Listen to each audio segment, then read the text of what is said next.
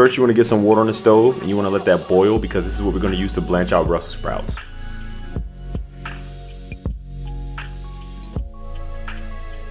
For the Brussels sprouts, I like to cut mine into quarters.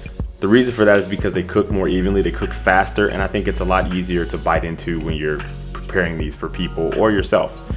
So just keep that in mind when you start to prepare these.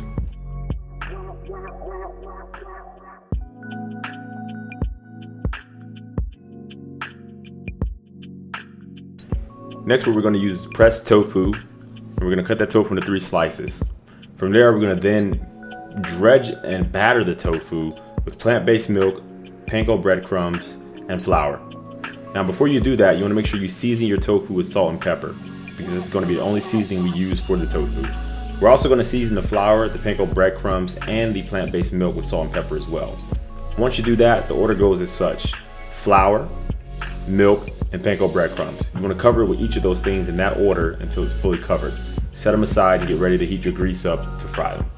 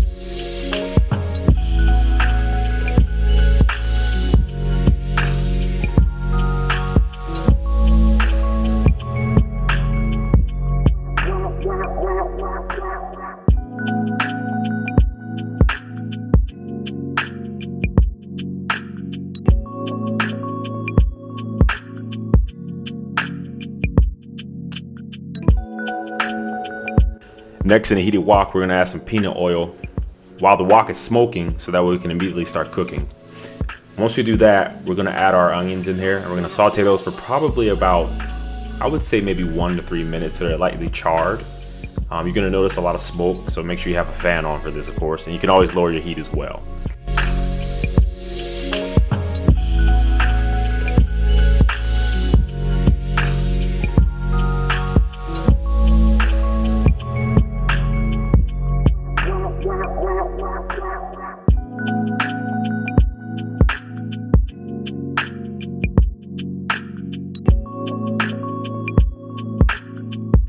We're going to then add our sesame oil and our sweet soy sauce and continue to saute until that's nicely charred and seasoned really well.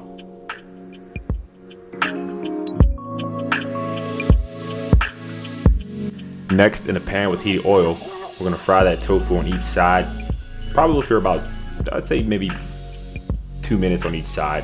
You want to check it though to make sure it doesn't burn because you don't want to have like a crusty burnt piece of katsu. You want to make sure it's golden brown.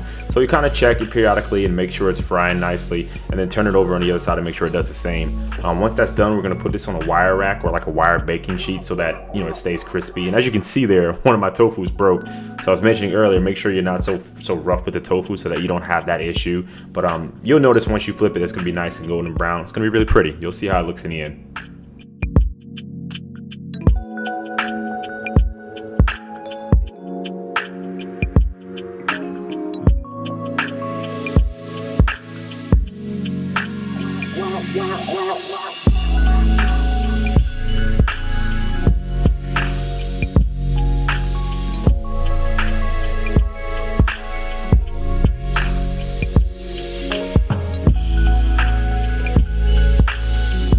Finally, we're going to add hoisin sauce over our tofu while it's still hot.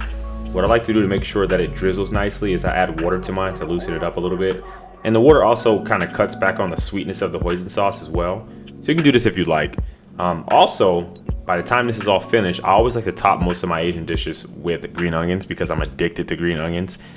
You'll know when you see me cook a lot of things that I add a lot of garlic to things as well. This is really sidebar information, by the way. I love garlic. I'm hooked on garlic and I'm hooked on green onions. So most of the time you will always see green onions on most of my dishes. I'll find a way for it to fit. I don't know. It's just delicious to me. But you can do that as well, and it has a nice flavor to this.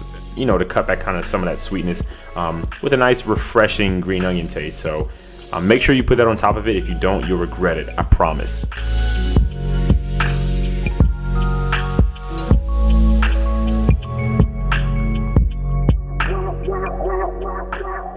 Last but not least, plate and devour. I want you guys to know that my wife really enjoyed this. I enjoyed this. The texture was good. The crispiness was there. The Brussels sprouts were delicious. If you like Brussels sprouts, you'll love this recipe, I promise. It's very simple. It's a cheap weeknight meal. I want to do more of these. Hope you guys enjoyed this so far.